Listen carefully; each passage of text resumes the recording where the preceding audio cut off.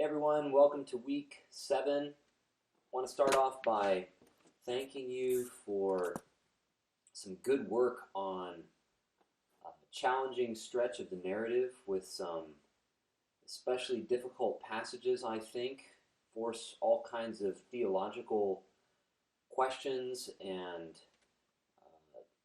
kind of difficulties to the surface. And I think we've had some good conversation about those. Thanks for engaging with Gensh and Dubé charitably. Just want to reiterate how important I think it is that we digest the criticism of writers like that and wrestle with what is the legacy of the Bible, the actual legacy of the Bible that has been oppressive in a variety of ways and continues to have those kinds of ramifications.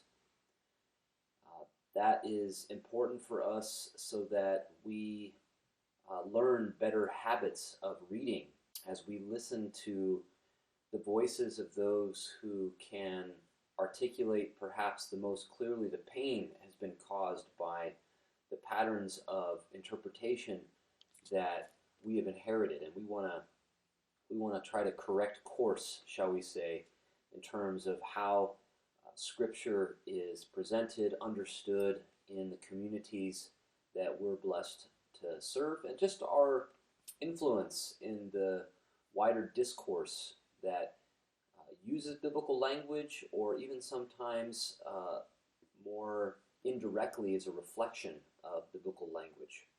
So thanks again for your hard work on that. Two things I want to do in this intro video for this week. First of all, just to try to paint a brief picture of what I hope your review process of the interpretive working paper will be like this week, and then some brief introduction to the pretty long stretch of the narrative that we're going to be studying this week. So, the peer review process of the interpretive working paper. As of Monday at 5 p.m., your Google Doc of your interpretive working paper will have been shared with your partner, and someone else's will have, of course, been shared with you. Usually it's a review of one another's paper. So that will also be indicated for you on the course announcement that is sent out, where your partner will be named, so you know who that is. But you should see that Google Doc of your partner has been shared with you. And you have until Friday, August 5th, to complete the review of your partner's paper. And I want your review to focus on 5 criteria, okay? 5 criteria. These are in the assignment guide, but I just want to mention them briefly here. In general, remember that we want the interaction between partners to be constructive.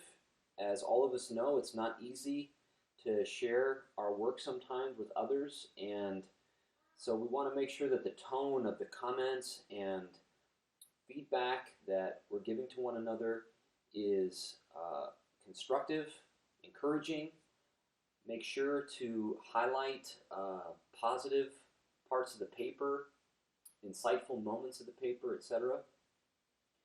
And of course, there's also going to be some room for criticism. But the critique, I think, is more easily received when it's in the context of what is obviously a commitment from your partner to read your paper carefully and to give you what they can to both encourage you and to help you improve. So, first criterion is simply spelling and grammatical errors. So, it's always helpful to have another set of eyes look over our work, and it's your job as the reviewer to note any spelling or grammar errors that need to be addressed before the paper is finished.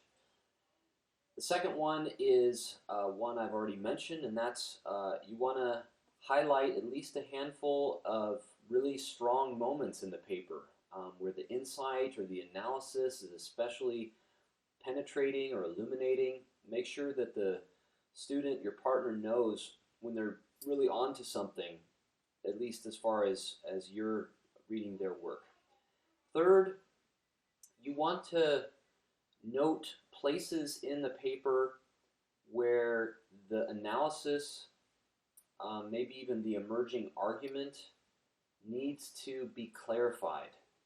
This might be one of the most important criteria because I think you've probably realized by now in your experience as a student that many times when we are writing, what is clear to us, because we sort of have the support of our own mind with what we're writing on the screen, is not clear to others. So something where we thought we were abundantly clear what we were trying to say to someone else can be totally opaque or just very difficult to follow. And so this is one of the most important criteria because this is an opportunity for you as the reviewer to identify places in your partner's paper where what they wrote might be clear to them, but it's not clear to you. You don't follow their train of thought. You get to the end of a paragraph and there's not really anything holding it together, that kind of thing. So you want to be able to point those places in their paper out, if there are any, so that they can go back and try to smooth out what they're saying, clarify the point that they're trying to make, maybe not lose track of the flow of their thought, which is sometimes what happens in an earlier draft of a paper. That's the third criterion. The fourth one is just to note significant omissions.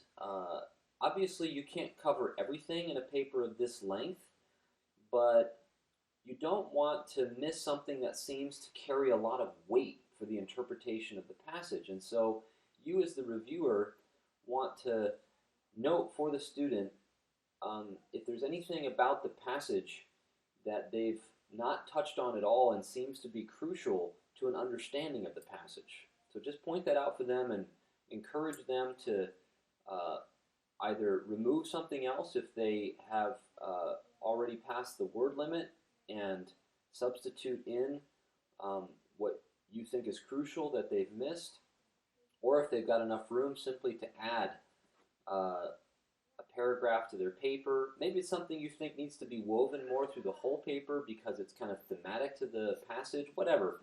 But significant omissions need to be identified because sometimes when we're studying a passage closely, we get into a bit of tunnel vision, and the result is that we don't realize that we're missing something really big, really important.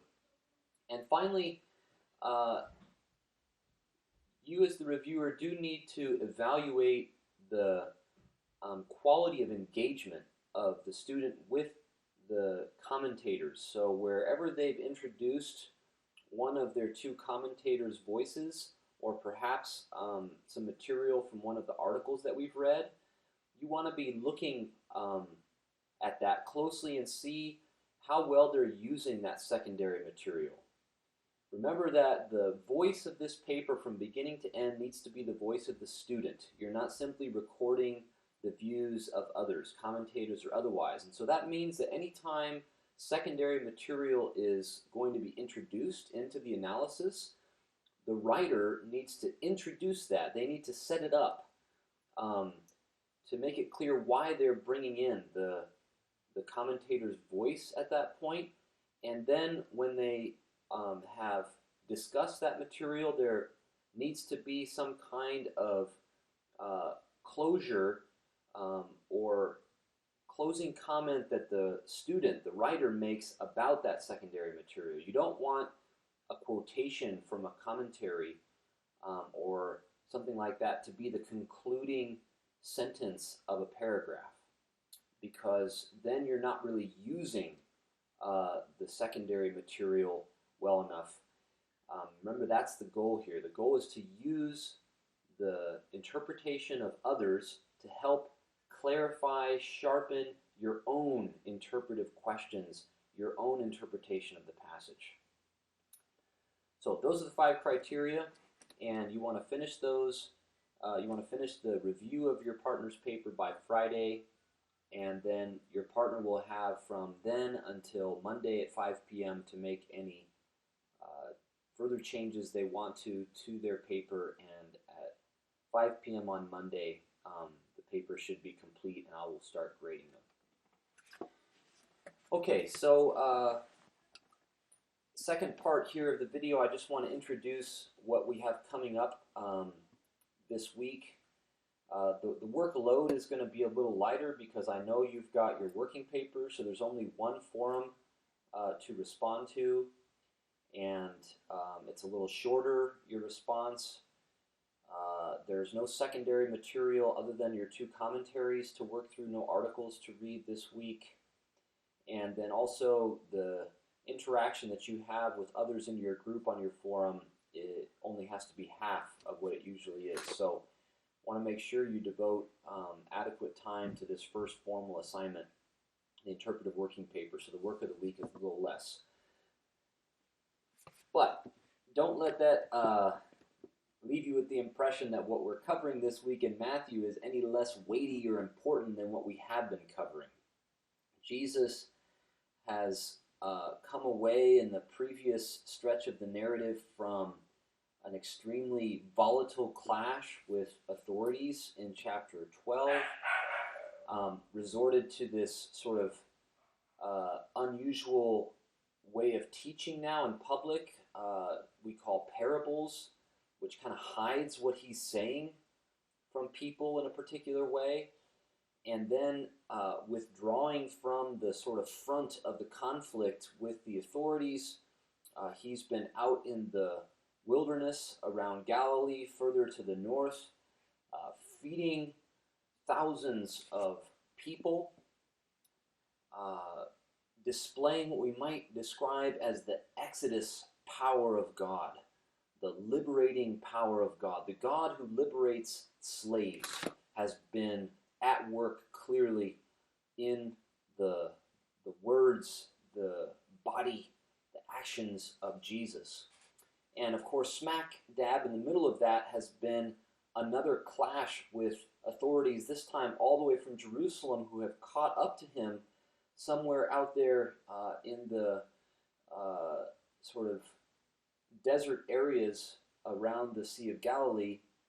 And then we have, in the middle of this display of Exodus power, perhaps not surprisingly for you at this point, this teaching of Jesus that shows us that this liberating power of the God of Israel is intimately tied to abiding commitment to fulfill the commandments of the law.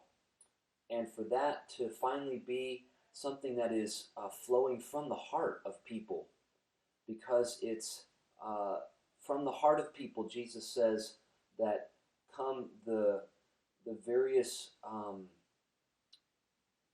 impulses, practices, habits that tear people apart over time, both individually and collectively. So just important to see that in the midst of all of this immense Exodus power comes this teaching about the crucial nature of God's law, the commandments that teach people how to be a community of loving God and loving one another. And in so doing, Jesus exposes the hypocrisy of the authorities who have now come all the way from Jerusalem because he is on the radar as a threat.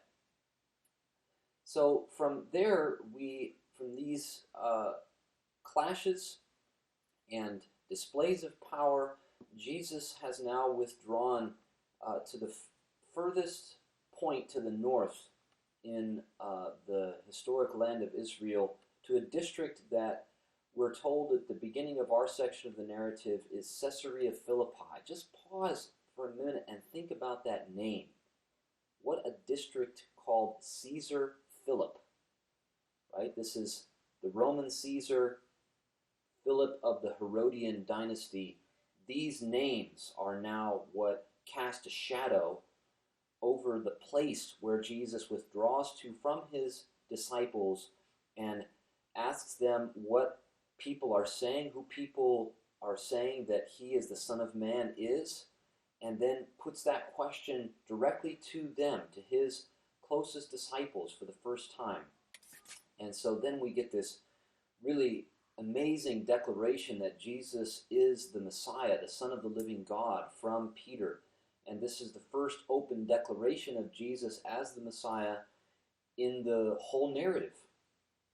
And from this point, we begin to have Jesus teach his disciples explicitly what discipleship involves, what the life of discipleship is about, and all of that in the context of this community, this ecclesia that he is now building on Peter, that we call his church. And this is, of course, in the face of satanic temptation coming directly from Peter himself. But what is key is to see that from this point in the story, as Jesus now goes toward Jerusalem, telling his disciples for the first time that what it means for him to be Messiah is for him to die this shameful death in Jerusalem at the hands of the very authorities that his disciples are so eager for him to overcome. From this point forward, Jesus is focused on his disciples. It begins obviously with this encounter in Caesarea Philippi, but then goes directly to what we call the Mount of Transfiguration, which Jesus reserves this revelation of his coming heavenly power for only 3 of his disciples. And then, like he has told the rest of his disciples in the end of chapter 16 in Caesarea Philippi, not to tell anyone that he's the Messiah, he tells the 3 disciples, Peter, James, and John, that they're not to tell anyone what they have just seen until after the Son of Man is raised from the dead. And then from there, the focus remains on the disciples who are presented as part of this kind of faithless generation as they come down from the Mount of Transfiguration. And then Jesus teaches them again with a discourse in the next chapter about what sort of dynamics are going to characterize this ecclesia, this community of people that they are going to be and to be guiding in the way forward that is opening and is going to break wide open, you might say, with what is about to happen in Jerusalem that they're on their way to at this point in the story. As Jesus interacts with other people in the last few scenes going to Jerusalem, you'll see that each passage always returns to his disciples.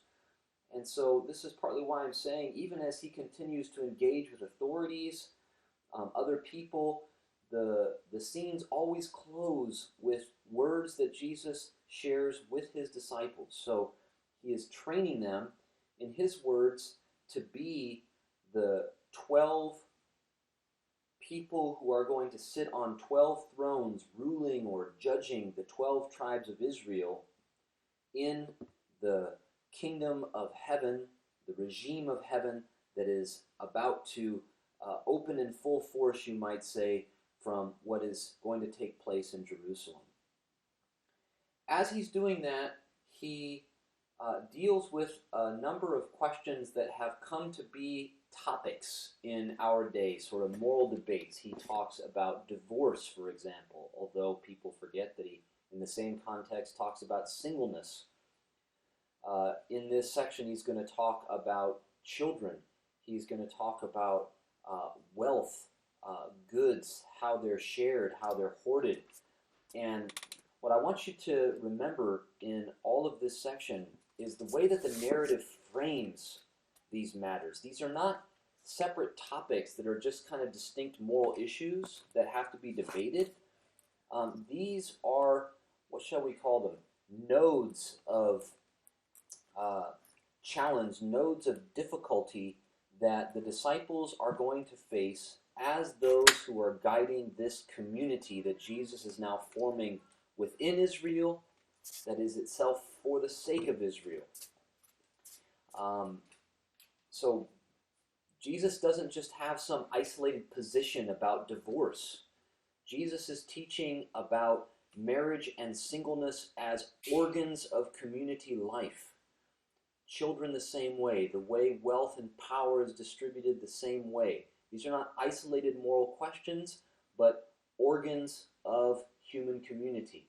It's in that context that we've got to interpret what Jesus is saying so that we don't regard what he says as some just kind of isolated moral position. If we start to treat his words that way, then we can end up betraying what he's saying about how this affects community life for the sake of getting the position right, if you get my drift. So the narrative context, how these issues are related to community, the dynamics of the way members of community relate to one another, this is crucial for understanding what Jesus is teaching. The same could be said for what is often termed community discipline in chapter 18. In this discourse, Jesus says some words about being careful in the face of temptation. If your hand or your eye causes you to stumble, cut it off, gouge it out, because it's better for you to lose a hand or an eye than to be drug into the Gehenna of fire. This can be interpreted as just some kind of isolated temptation, right? And of course, many of us with evangelical sensibilities have often heard this, not surprisingly, in relation to sexual temptation, because we are so insecure about that stuff. But in the context, if you are following it, the temptation that the disciples are facing is the temptation to desire to be the greatest in the community and to cause weaker members of the community to stumble because they are so hung up on trying to be in charge, on trying to be the most important. So this stumbling, this temptation in chapter 18 is a question of how the disciples are going to guide the community, how they're going to promote a dynamic of power that is based on service rather than a distribution of power that is based on trying to be the most prominent, the most influential, the one that has the most glowing name in the community. So that's just another case in which the narrative framing, the flow of the story is key to understanding what is actually at issue. These are not isolated topics. It's not temptation of any sort. It's particular organs of community life, temptations that the disciples face as members of this community that Jesus is forming in Israel, temptations that they face also as those that Jesus is training to be his rulers of the whole people of Israel through the way that they guide this community within Israel. So hopefully that gives you a sense of what we're going to be studying this week. As I say, don't sort of underestimate the significance of this part of the narrative because we are devoting a little bit less work to it this week. I just don't want to overload you since you've got your working paper. So I hope you will take time, despite the demands of the working paper, to thread your way carefully through this section of the narrative. It has some of the most important teaching for us about what it means for us to be Jesus's ecclesia, Jesus's community of disciples within the wider people of God. Bless you. Have a good week of study.